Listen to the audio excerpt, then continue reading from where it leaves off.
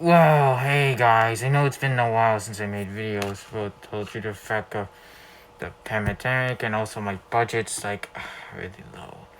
Yeah, as you can see, the background's not so covered. Anyway, I came to discuss about Infinity Train. Ever since the end of Book 3 happened, I decided to make a review about it. And yeah, there's been quite a few characters during this time. It's been quite a real adventure from Book 1 to Book 3, and now I'm here to review it.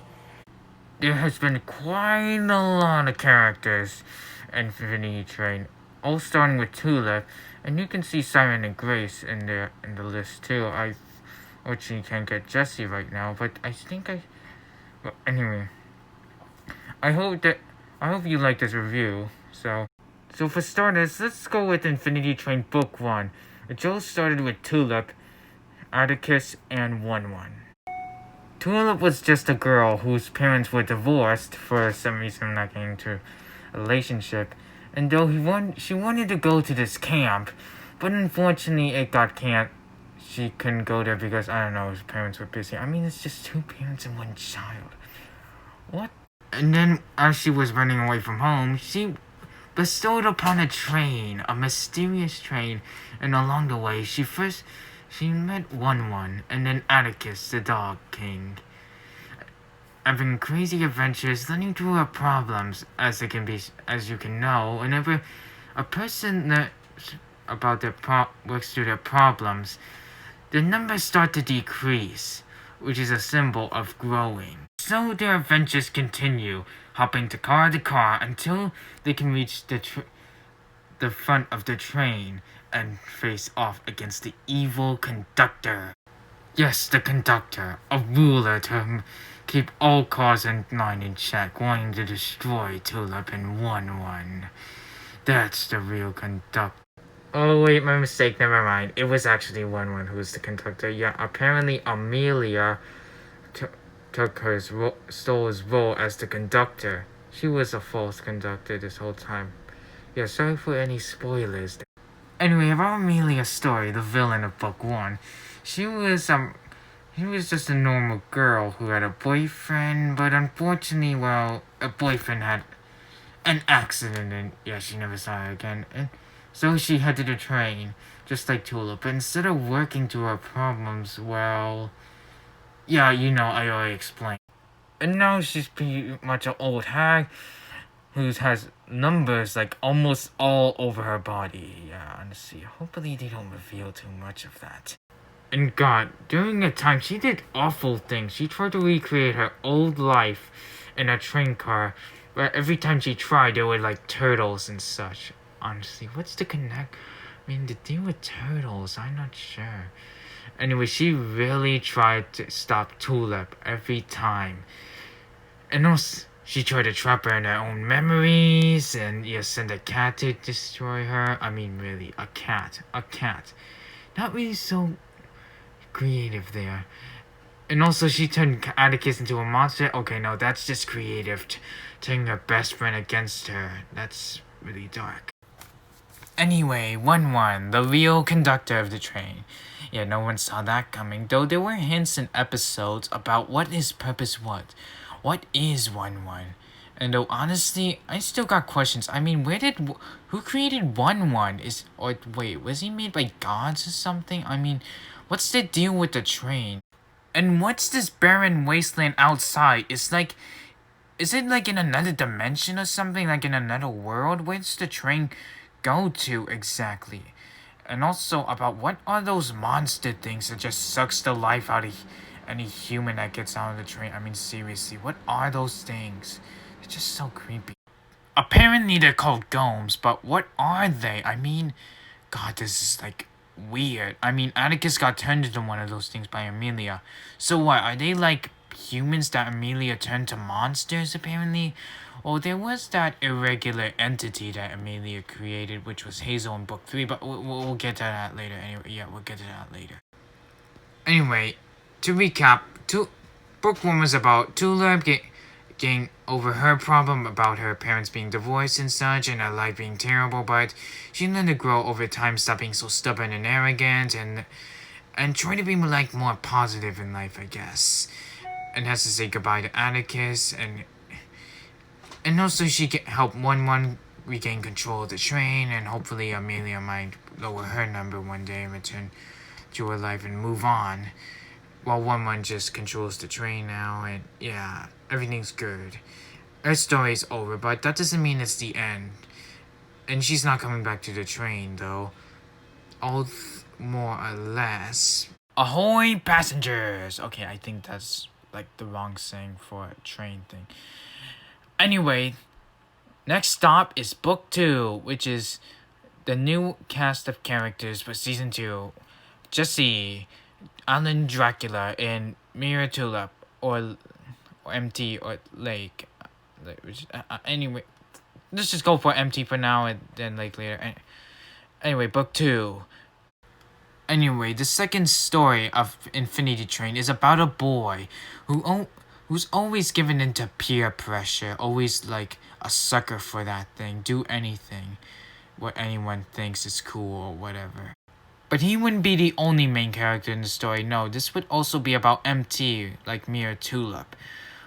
Although it was originally in book 1. Oh yeah, I forgot to mention about the Chrome Car, where Tulip's reflection came to life. But but now you know that. All right. Anyway, this is also about MT, showing how much human she is, and she's her own person, not in a reflection, not a puppet or anything.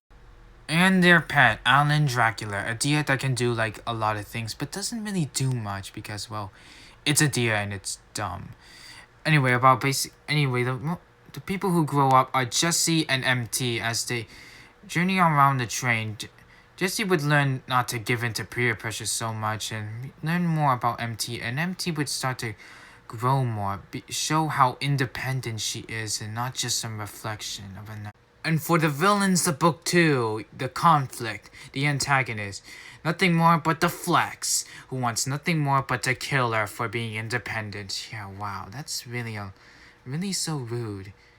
Anyway, about the Flex, are pretty much mirror police, and we saw them in the Chrome Car in book 1, who have now become the main antagonists for book 2. Ever since MT escaped from the Chrome Car and went into the Prime World, which is kind of what the mirror people call it, those Flex have been hunting her down, wanting to kill her because apparently, like it's said by this guy, her only existence is the Reflex Tulip existence, and if she can't fulfill that role, then she doesn't deserve to live. Yeah, that's apparently Mia rules. Wow, that's really so harsh. As they both would journey on the train, they would learn more about each other. Like, MT would learn why Jesse is in the train in the first place. And Jesse would know what is going on with MT is that she's being hunted down by police who want to kill her for being independent. And yeah, she couldn't let that happen, so. And episodes later, they would meet a group of high-number people called the Apex, which are basically a bunch of overgrown kids who refuse to grow up. And apparently, you see those markings on their faces? Well, I'm not sure if you can see that, but I'll get on that later once we get to book 3. Yeah, they later on meet the Apex, and the Apex try to influence Jesse to join them, like get his number higher and higher. Yeah, they would peer pressure him into joining them, which is the reason. I mean, peer pressure is basically what got him on this train in the first place, and those Apex are doing the same thing to him. As though at first he would give in, but he wouldn't. Thankfully to his friends, MT and Alan Dracula, and that he would never give in to peer pressure again, which is what gave him his exit to leave the train. Yeah, but once he refused, the Apex got the Flex in. Though Jesse would have his exit and finally get out of the train, but oh no. He forgot. Apparently, MT is not a human from Earth. Yeah, she's a denizen, and which means she can't come with him. Oh, that's so tragic. And therefore, he leaves her behind to get killed by the Flex. Though, She manages to escape her death, but unfortunately gets chained to this guy, the one with the hat. And though he tries to mess with her head, saying like she's nothing more than just a puppet, like still stuck in a mirror in a way. She's still stuck in this train and there's nothing she can do about it, but that doesn't stop her from trying. Yeah, wow, he is so messed up. Though MT would later on kill this guy, and wow, honestly, I mean, look at that. All that mirror blood. Honestly, luckily they painted gray instead of red. Otherwise, that would been really, really, really gory. I mean, this is a kid's show right now. Though, honestly, I'm so glad they kind of add this, though, personally. I mean, add some grown-up stuff to these kids' shows. Honestly, seriously, this is not an educational film like those baby shows. No, this is as though we need more shows like this to show darker scenes, just to teach kids how reality is not some puppies and kittens fantasy. No, it can be so dark. It can be brutal and whatever. But yeah, anyway, she kills her and she tries to find a number of her own so she can get off the train and be with Jesse. Jesse eventually returned to the train because he still had one more problem. MT was still trapped on the train, and saying that she deserves to have a life outside the train, like grow, and be with Jesse. Honestly, there's just so much romance in Jesse and MT, or Lake, or whatever, sitting in a tree, KISSING. Of course, one would be like, sorry, I don't think I could let that happen. And then one of the Flex came in and tries to kill her. Though apparently she has a loophole, like reflecting over Jesse's hand. And yeah, one lets her pass. One lets her escape the train. Yet the other guy dies, thanks to Alan Dracula's help. And yeah, she's finally off the train. And it's a happy ending for all, as she finally shows how much she is her own person, although Alan Dracula still is on the train though. I mean, he prefers it, well, that's fine. Anyway, she would meet Jesse's younger brother and would have a name for herself finally, which is Lake. And so happily ever after for them as they continue, though their journey wouldn't be over, as though their journey in the train is over, but their journey in this life is far from at the end. And now, Infinity Train, Book 3. The latest season so far. Until Book 4, though. Unless, apparently, the budget and HBO Max doesn't get enough money, but whatever. Infinity Train, Book 3. With two of the Apex leaders. A mysterious girl whose number doesn't glow, and a gorilla tuba thing. Anyway, how this thing starts is with Simon and Grace leading the Apex, doing immature things, as they seen in Book 2. Yeah, honestly, nothing. Really the same old for these guys. And honestly, I like ship Simon and Grace, though unfortunately that relationship won't really happen, so. Although they get split up from the rest of the Apex at one point, and they even try to find them. Instead of finding the Apex, they find somebody else, a girl, with a gorilla with tubas. She's named Hazel, and the other one is named Tuba, who is a parent figure to Hazel. They would then try to get Hazel to join the Apex. Yeah, having fun and being immature together, as they would also find the rest of the Apex and have her join them. Though apparently there seems to be a problem for them. That is Tuba, the blue gorilla with tubas on his shoulders. And yeah, this is gonna be a real problem for them.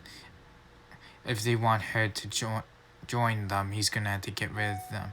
As Tuba is a denizen, a null or whatever. And the Apex are really not into those types of people.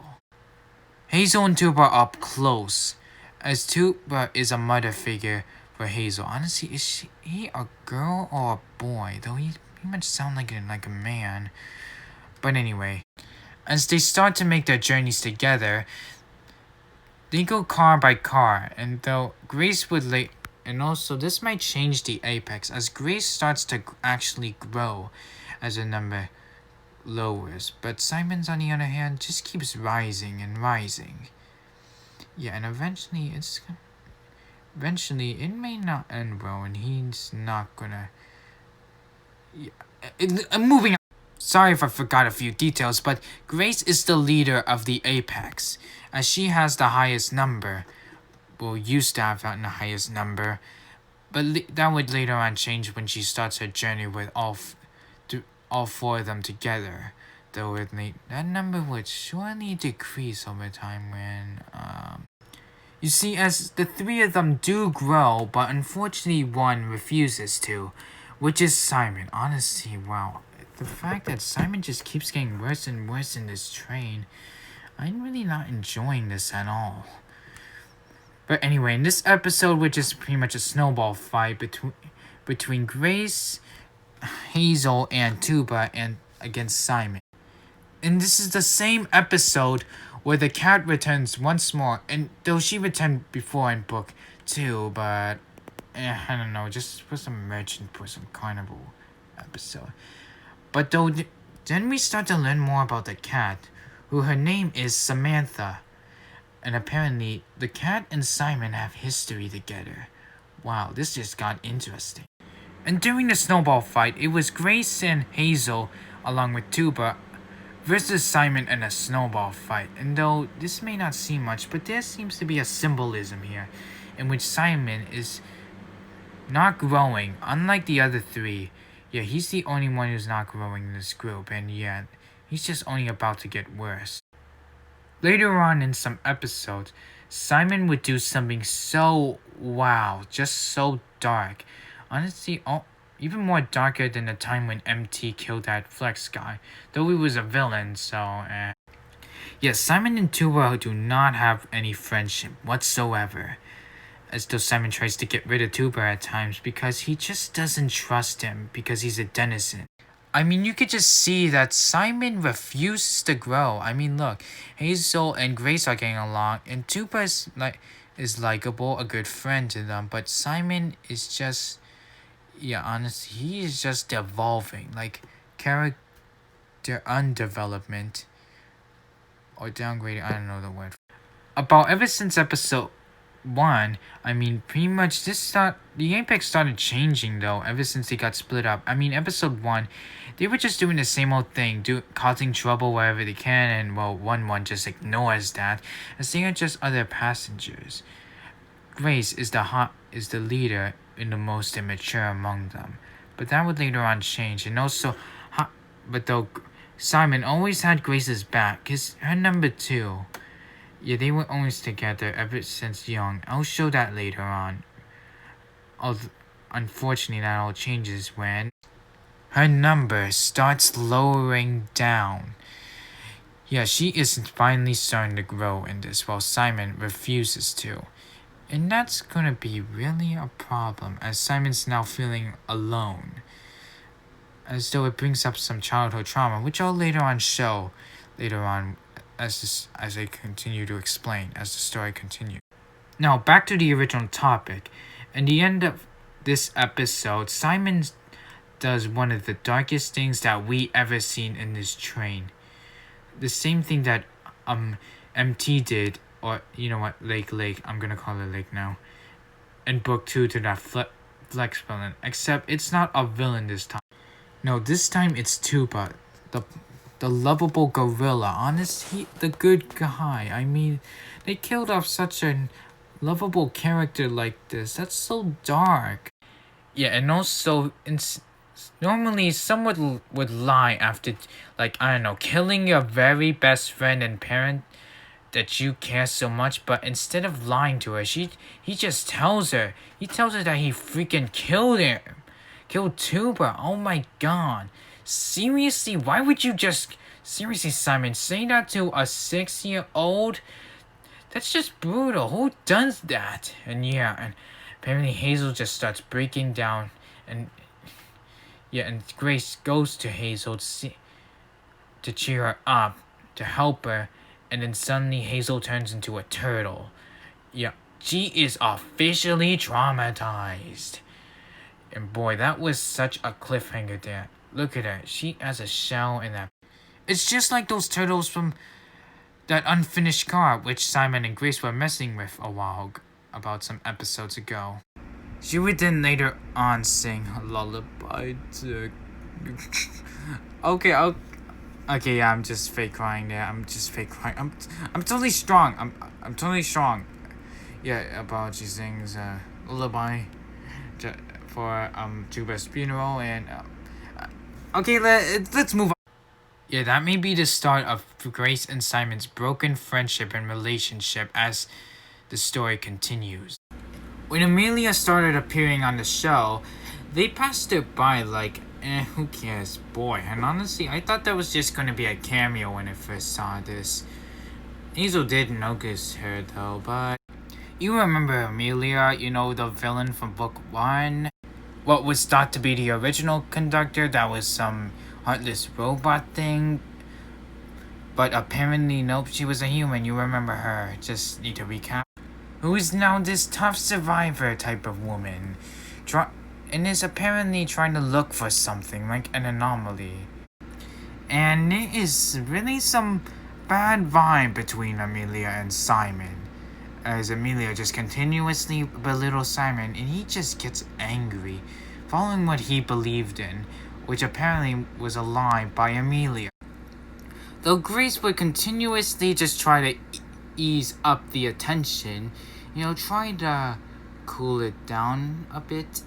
Though Simon would later on return to Samantha, his once BFF, now pretty much a traitor to him, as was some type of things to get into Grace's memories later on, which was probably like after they based Amelia and Simon's fight and Hazel turned into a turtle due to her traumatic experiences, and Grace just like says, "Oh my god, I have never seen that before." Liar, that's not really a great way to learn. Not really a good way for your friends. Protecting yourself, that's just cold. And boy, he just breaks down like, oh wow, this is just like so sad. Yeah, just so sad. I just wish he could be crying for Hazel as well, after he murdered her friend. Hazel would later on go with Amelia, as she cannot trust Simon and Grace anymore, considering Simon killed her very parent and Grace betrayed her. God, it is just so much. And he stays in Turtle Form for a while as a form of his traumatic experiences. Oh god, this is like so tragic. We'll never get to see them three again together. God, this is so... Yep, and also she's gonna be her own caretaker because Amelia is no parent. Yep, she is not physically or mentally ready. God, this is not gonna be easy for Hazel at all. Honestly, I hope she just ends like empty, like, and goes to the real world. Though there won't be much people for her. She can't trust Grace again, but who knows? She might meet Grace again and they'll go to the Earth together and be a family and whatever. And then to the origami car, where Grace just walks by them and while Simon steps on every single one of them like a monster. Grace was grieving there as her friend Hazel was gone. And man, honestly, talk about a real change of character. Used to be the leader of the Apex and had the biggest number. Now her number just keeps lowering and lowering. As now she is no longer what she used to be anymore. Simon would then trap Grace in her own memories like Samantha did with Tulip in book 1. And you can see she's a ballerina when she was a kid. Apparently she's a rich girl. And a spoiled one for that matter. Though there is a reason for that. Yep, a classic case of rich parents not being good parents at all. Yep, that's her case there. Yep, they do not pay attention to her at all. They can give her a lot of things, but attention and spending time together, yep, that's nil, unfortunately. Which is kinda... yeah, honestly, the only thing she ever asked for them, truly. She had a bunch of faceless caretakers, though, that never really had any connection to her. And yeah, boy, she is sad. In a desperate attempt, she tries to steal to get her parents' attention, to teach her right from wrong. But apparently her parents like, what? No way. My child wouldn't steal anything. I mean, seriously, what kind of goblin would do that?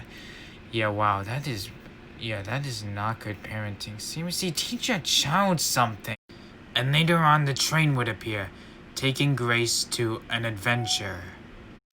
And in the train, she would meet this guy, who is a minion to the false conductor Amelia, which kind of started this whole Apex thing. Apparently a false belief.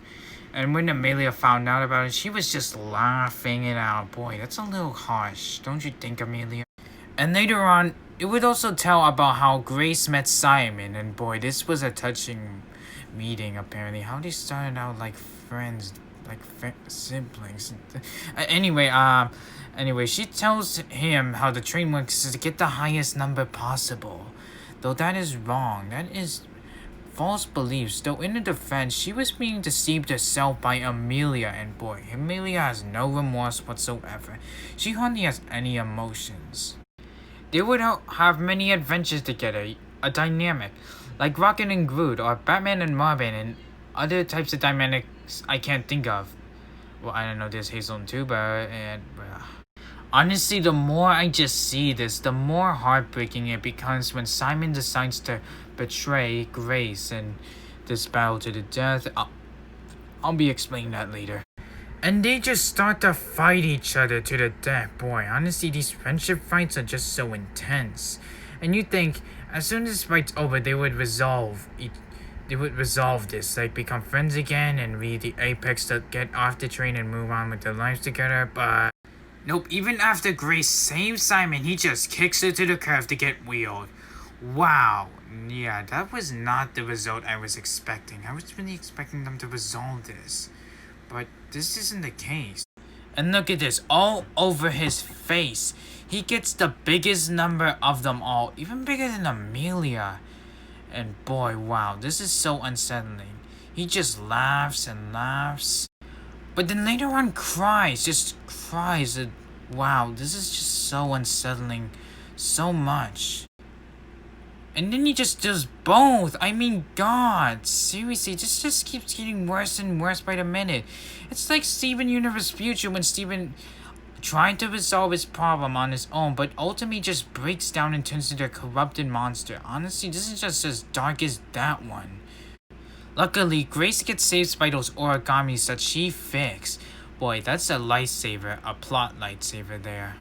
And what happens to Simon? He gets his life force juice sucked out of him, and wow. This was really what I was not hoping for. I was hoping that he would get redeemed, like, I don't know, try to learn from his own problems thanks to the help of Grace, but no. He is beyond redemption and saving. Apparently, redemption is not his destiny. This is his destiny, apparently. And the monster that sucks him up just explodes. And Grace had to watch all of that. This was not a happy ending. This is not a happy ending at all. And Grace will have to just be strong and move on. And her final duties as the leader of the Apex is tell them to disband and try to figure out a way to solve their problems and lower their numbers. Yeah, about Grace is telling the truth to everyone now, in a way. As though everyone is growing now, and so is she. This is kind of a good message, though, as though to teach us not to run away from our problems, but to face them head on and solve. And one of these days, she'll get a number to 0 and leave the train. Though she may not have much to go. I mean, can she really go back to her rich parents after everything, though? Will they accept her, though? Have they forgotten about her and just had another child? And if so, hopefully it'll do right with that one, if they did something like that. And hopefully Grace will have somewhere to go as a person. All these kids now are gonna grow as people, learning their problems, going back to their old lives, moving on, being better than what they used to be. And hopefully maybe they might find each other one day back on Earth and be friends again, like family. Life is a tough journey to go through, As you can see from Grace's point of view, it was really tough for her. But thanks to the train, she learns. Will grow stronger and smarter and wiser. Hopefully, she might meet Hazel one day again and say sorry to her. Honestly, at least I hope so. Because there's a broken friendship there. If that's not the case, then the number would have been already 0 by now. Or maybe there's another problem she has to deal with. Anyway, hopefully when she gets off the train, she'll have somewhere to go to, you know? Hopefully her parents will be able to accept her and say sorry to her, and might bring Hazel with her. And they can be a family together. I don't know. Guess that's just all I can say for now. Her journey on the train will end soon, and her journey back in the real world will resume. Honestly, Infinity Train was one of the greatest shows ever made on Cartoon Network. Right next to Steven Universe, which is a great show, by the way. And Adventure Time's pretty cool too. So many people were changed by the train, led by One-One, as though Tulip learned not to be so stubborn and rely more on people and move on from her parents' divorce. Jesse learned not to give in to peer pressure, say sorry to his little brother, and Link gets to join in too on his life, to show how much of an independent person she is and not a reflection of another person. And Grace, about respect, about getting attention, to be what it's like to be with friends and family that will listen to you. And Hazel might have her own journey in book 4, maybe. I don't know. Maybe might be some new characters. So I don't think I've seen much new human characters in the train, though. But I don't know. Hopefully one of these days that Hazel will be and Grace will make amends, because they were friends. And honestly, there needs to be some broken things that need to be fixed. Infinity Train's really a great story, and I hope that it still continues on, changing people, teaching kids to grow in a way, because it just connects these characters on the train connects with real life people like us. It's an adventure, this life that we live in. Anyway, that's enough of the meaningful talk. Honestly, it's just so hard to not be so meaningful on these types of shows. Anyway, I hope you enjoyed the video. Please like and subscribe, and I'll see you on the next one. God, I am getting so emotional right